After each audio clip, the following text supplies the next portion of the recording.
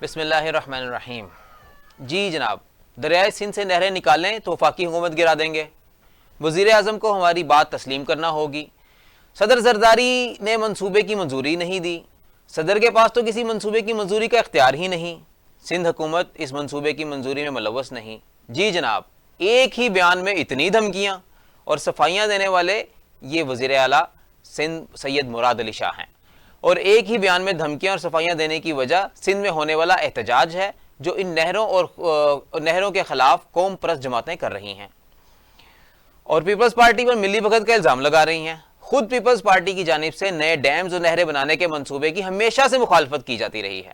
اس معاملے پر ان کا اصولی اعتراض یہ ہے کہ ڈیمز کی وجہ سے کوٹری ڈاؤن سٹریم میں پانی کا بہاؤ ختم ہو سکتا ہے اور ٹھٹھا بدین میں سمندر زرخیز زمینوں کو نگل رہا ہے۔ کوٹری ڈاؤن سٹریم سے مراد حیدرآباد کے قریب موجود ایک کوٹری بیراج سے آگے کا دریائی راستہ ہے۔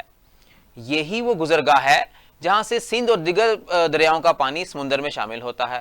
اگر دریا کا پانی سمندر میں نہ گرتا رہے تو سمندر کا پانی اسی گزرگاہ میں شامل ہو کر ساحلی علاقوں پر آ کر کٹاؤ اور زمین کو بنجر بنانے کا باعث بنتا ہے۔ دوسری جانب آب ماہرین موسمیاتی تبدیلیوں کے بعد ڈیمز کی تعمیر کو بھی وقت کی ضرورت قرار دیتے ہیں۔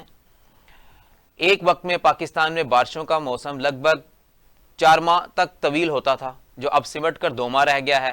مطلب وہی بارشیں اب 4 ماہ کی بجائے 2 ماہ میں ہوتی ہیں، جس سے ایک ہی سال میں خشک سالی اور سیلاب معمول بن چکے ہیں۔ اس مسئلے کے 3 پہلو ہیں: سمندری کٹاؤ، سیلاب اور بیشتر مہینوں میں ذرات انسانی استعمال کے لیے پانی کی عدم دستیابی ہیں۔ تو آخر اس پیچیدہ مسئلے کا حل کیا ہے؟ جناب، آپ کو یاد ہوگا پی ٹی آئی حکومت میں پاکستان بیراج کے نام سے ایک منصوبے کا ذکر سامنے آیا تھا۔ یہ منصوبہ سمندر اور دریا کے ڈیلٹا پر ہیڈ ورکس یعنی بیراج بنانا تھا، جس سے دریا میں بہہ کر آنے والا پانی سمندر میں گرنے کی بجائے اکٹھا ہوتا رہے گا۔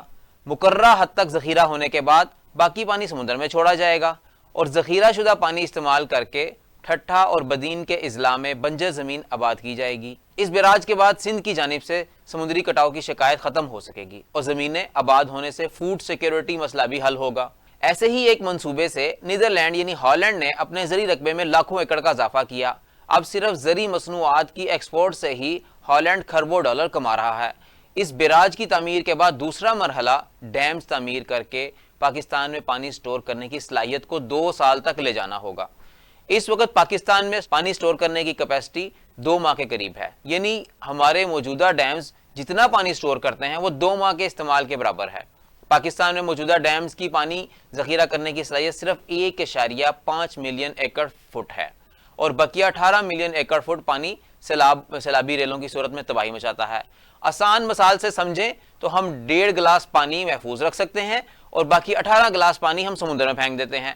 دیا میر بھاشا اور مہمن ڈیم جیسے منصوبے سے یہ صلاحیت بڑھ کر 4 ماہ ہو سکتی ہے۔ اس صلاحیت کو بڑھا کر 1 سال سے زیادہ کر دیا جائے تو پاکستان میں خشک سالی ختم ہو سکتی ہے اور زرعی رقبہ بھی آباد ہو سکتا ہے۔ تو نہروں کے اس مسئلے پر قومی اتفاق رائے پیدا کرنا اور تمام مسائل کو حل کرنے کے لیے پاکستان بیراج بنانا ہی ہوگا۔